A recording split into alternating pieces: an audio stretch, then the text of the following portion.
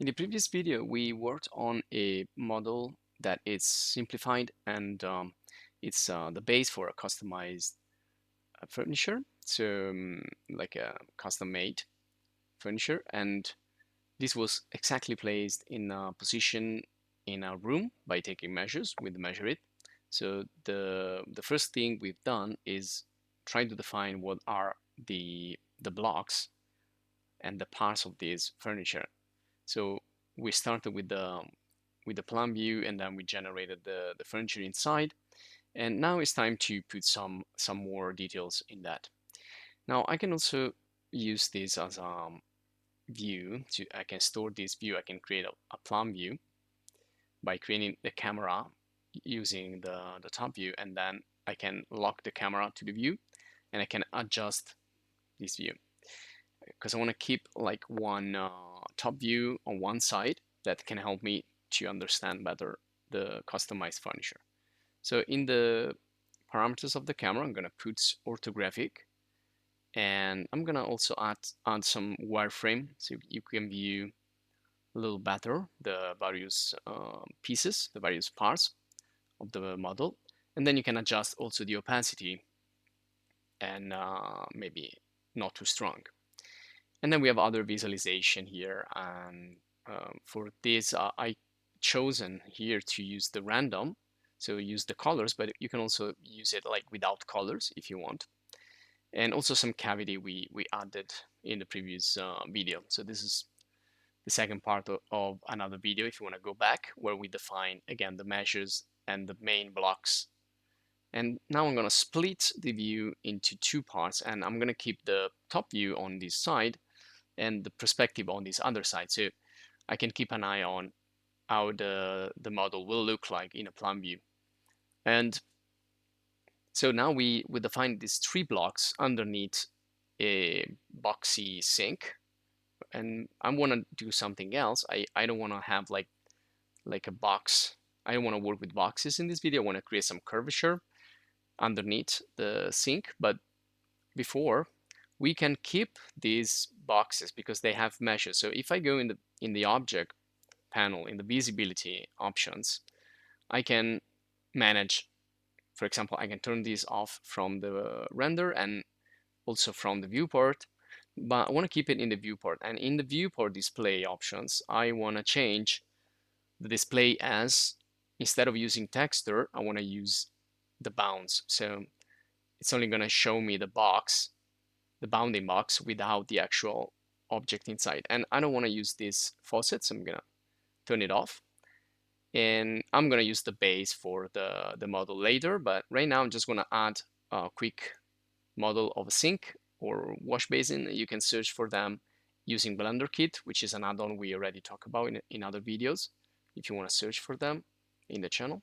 So I will get this one right here. I will drag it and drop it, well, in that plane if I can. Otherwise I need to adjust it later. Probably I will need to adjust it, and there you go. It's just not visible. It's inside that box. You can also use like Sketchfab or other website if you want like more models. I'm just gonna go with this. So double click in the collection right there in the outliner so I can find it. We can also use the empty object, which is the group for that. So double click on the empty or the collection and move it up so it moves all the different pieces. And now we want to make sure that this sink is, you know, the same size of the bounding box that we measure, because we created a bounding box taking some measures. So we want to match that to the actual bounding box or the block that we define.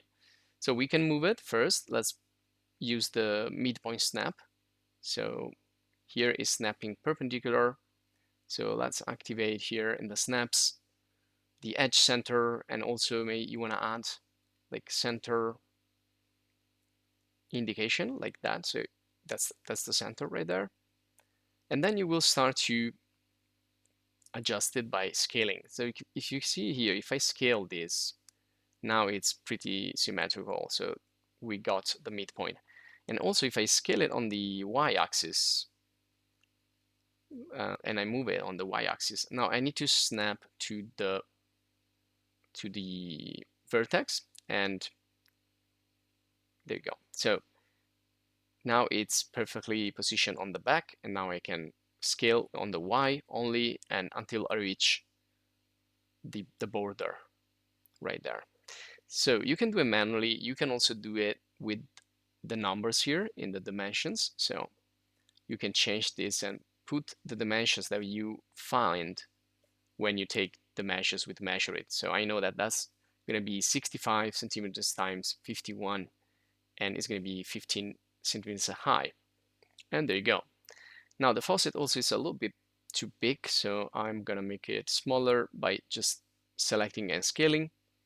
But this time the origin is in the middle, so then I need to move it down again. So I will choose the move, and you can snap with the closest point, so to the face. So put face and put closest up, and you should do it. So like that. Okay.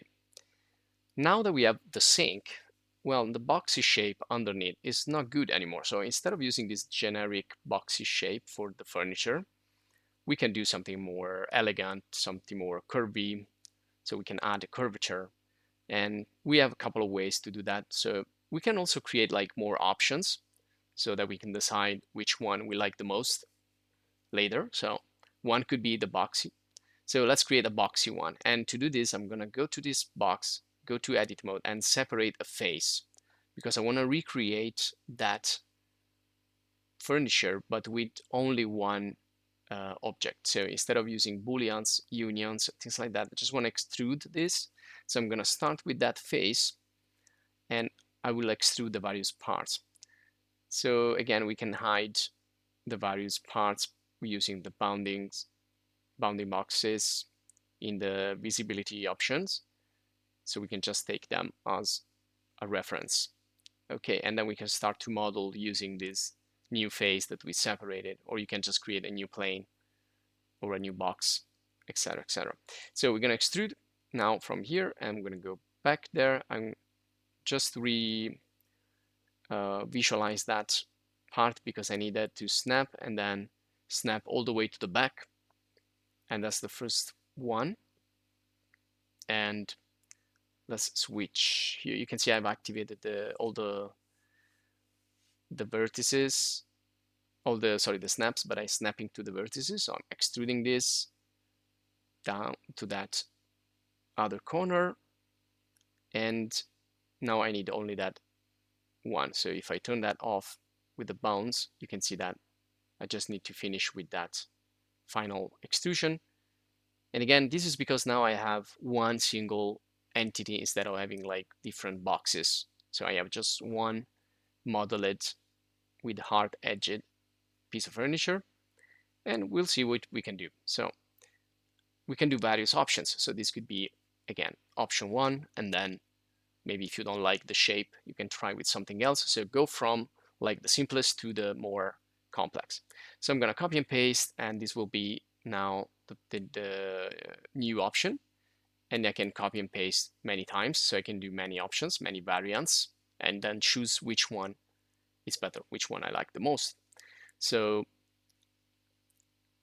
also I'm going to position this in the collection because it went in the water basin collection, and I want it outside. So there's going to be like option B, and then you can copy and paste many times. So in option B, instead of using the hard edge, let's go into edit mode and let's add some bevel.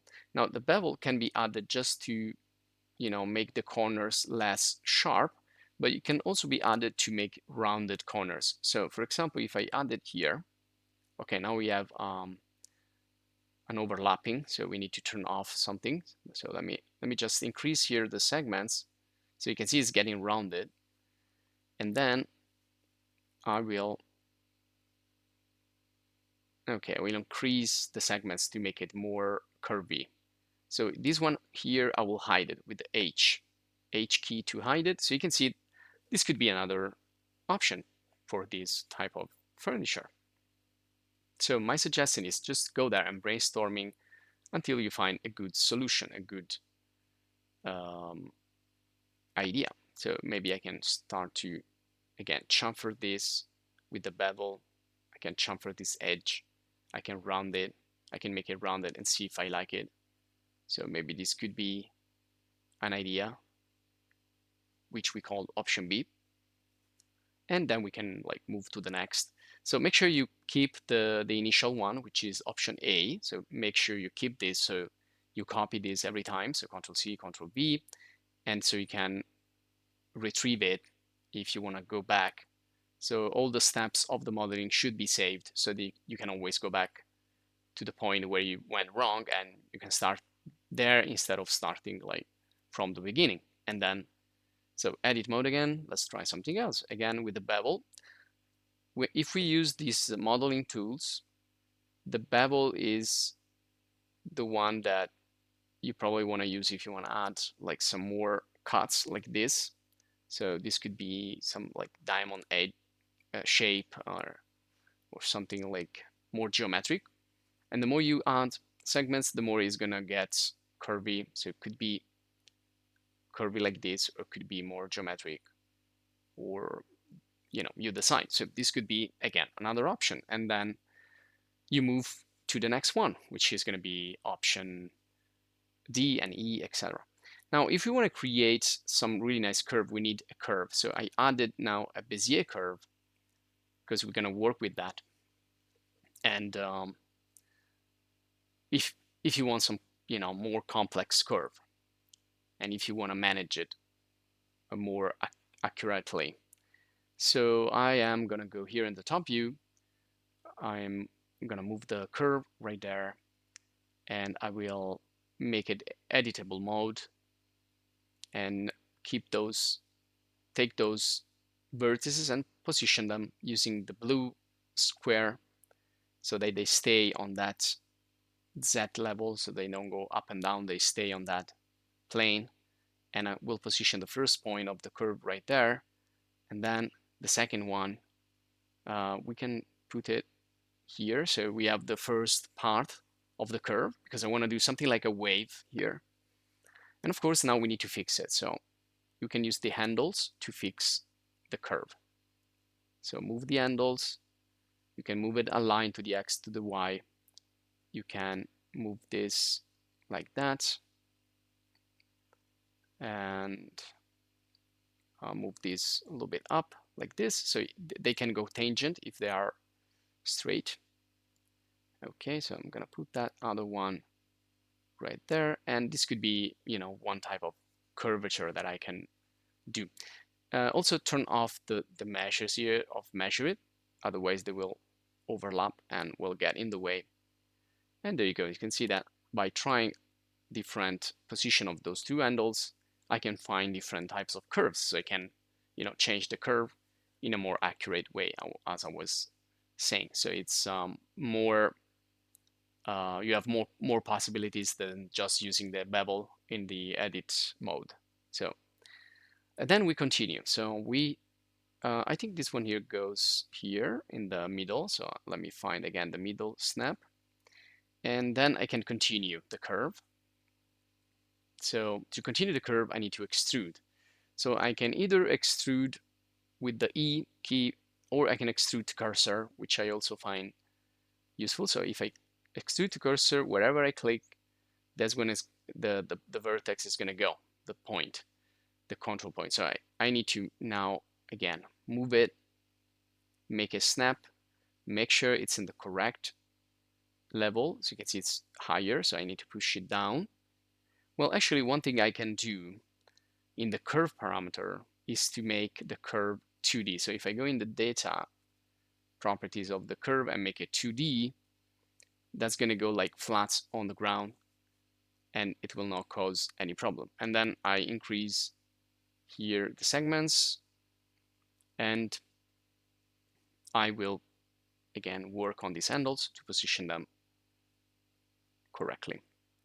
And sometimes you need to, do some experiments in order to find the correct position, and also check the previous points because they may interfere with their own handles. So you can see this handle here, it's actually too big, so I need to make it a little smaller, and this one here now can go like this and goes like tangent again. And so I'm starting to have a nice curve. So something I have in mind, which was like kind of a wave shape that I want to put underneath the sink.